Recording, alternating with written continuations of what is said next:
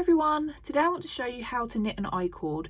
Now an ICord is a really simple piece of knitting, but it's actually a really useful skill to have in your stitch set, because once you know how to knit this basic ICord, you can work it into lots of different things like an ICord bind off on your work. You can work an attached ICord edge by just tweaking the ICord slightly. So it's really a really good skill to get the hang of how to knit a basic ICord.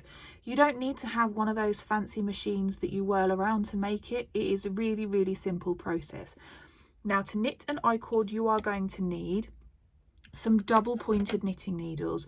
You can't use straight needles for this, and you'll find out why soon. You can use circular needles, but in all honesty it's a little bit of a faff.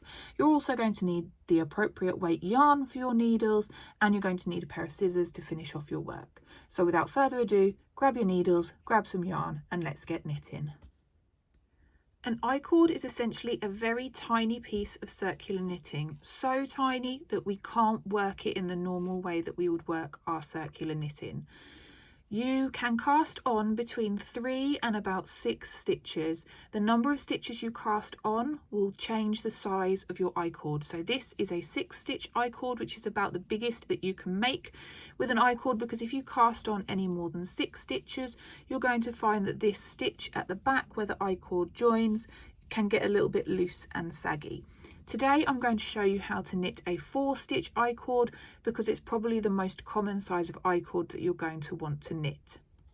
Using the long tail cast on method, you want to cast on the number of stitches that you're wanting your ICord to be. In my case, that's 4 stitches.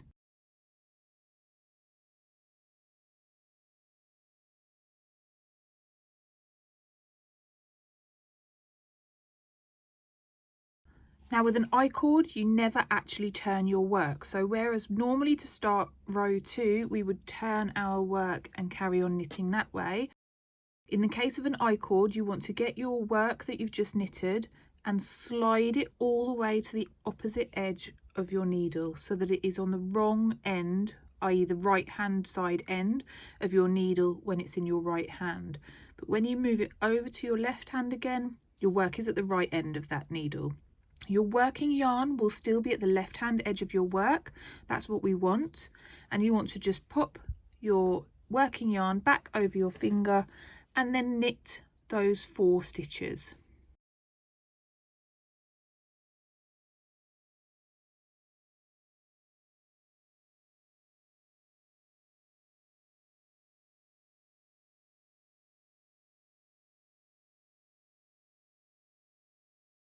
Then once again, you grab your work and slide it to the right hand end of your needle and move your needle from your right hand to your left hand without turning your work. Again, pick up your working yarn, which should be at the left hand edge of your work, and knit those 4 stitches.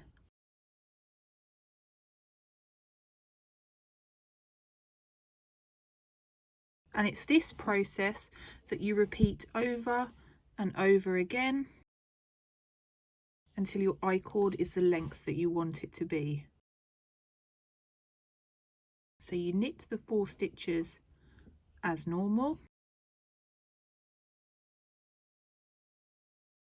but instead of turning your work, once you've knit all 4 stitches, you slide it to the right hand edge of your needle and move your needle from your right hand into your left hand.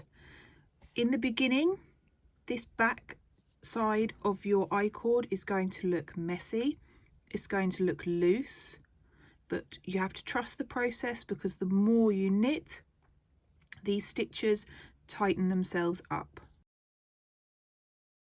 So just to go over it one more time, you knit your stitches,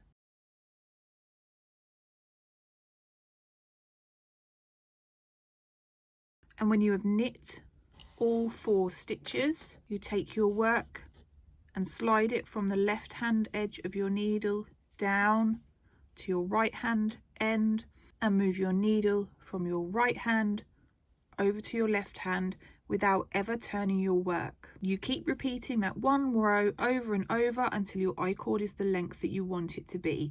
I'll go away and make this I-cord a little bit longer, and then I'll show you how we cast off. I've made my I-cord a little bit longer now, and if I turn it round so that the wrong side is facing us, you can see that that seam is nice and tightly closed, and the stitches don't look any different to the ones that are worked on the front. Once you're ready to finish your I-cord, you want to still slide your work down from the left hand end of the needle down to the right hand needle, swap hands and pick up your working yarn. And then I always do a basic knitted cast off for my I-cords, which means you knit the first 2 stitches, pick up the first stitch you knitted and pass it over the second stitch you knitted and drop it off your needle. Then you want to knit the next stitch, pick up the first stitch on the needles and lift it over the one you've just knitted, and then knit the last stitch, pick up the stitch before it and lift it over the stitch you've knitted. You can remove your needle at this stage, and you want to break your yarn and leave a tail.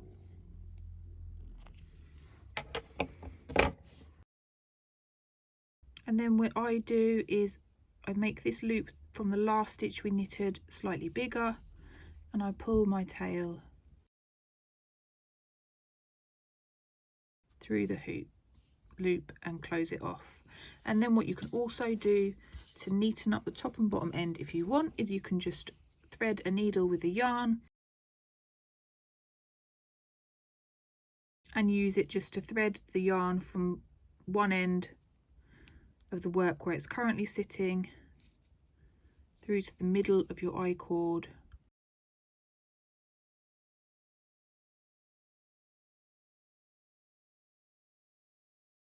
and it just makes that tail a little bit more central like that. And you can do the same if you want at the bottom.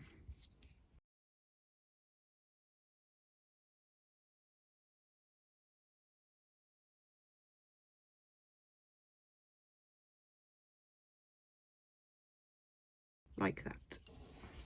And then if I grab